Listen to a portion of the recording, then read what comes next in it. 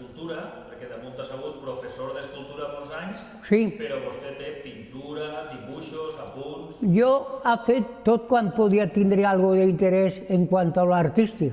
Per tant, jo no sé si tinc tants dibuixos com escultures, però estic segur que tinc més dibuixos que escultures, perquè moltes escultures prèviament estan dissenyades baix el punt de vista de lo dibuixístic, de lo dibujat, i després se passa a matèria, que és ja quan se forma la maqueta o el boceto per a realitzar una obra, tant siga un encàrrec com pugui ser una cosa de creació, perquè jo he realitzat més obra de creació que d'encàrrec.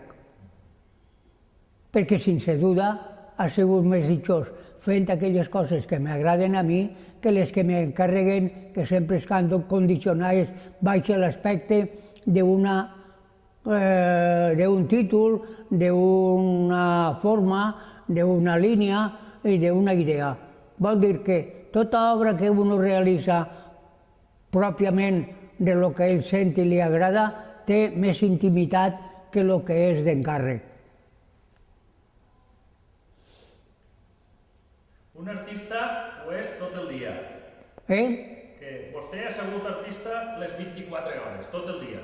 No crec que hagi sigut artista. Els artistes se solen dir als artistes de teatre o als altres artistes.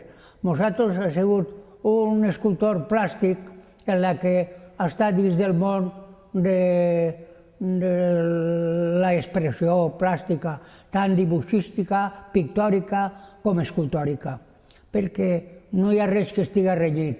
Avui en dia, la formació de l'alumnat en les facultats és que ells coneguen tota l'expressió tant plàstica com pictòrica com escultòrica. És més, jo diria que són escultopintors o pintoescultors, perquè igual fan unes coses que un altre. Perquè, sense cap de duda, de lo que se trata és de que tinga interès l'obra i de que expressi un poc els sentiments i la idea de creació de l'artista. Nosaltres tenim el que diríem l'especialitat més d'escultor que d'altra cosa. I així me tens. Quan vostè va començar als 18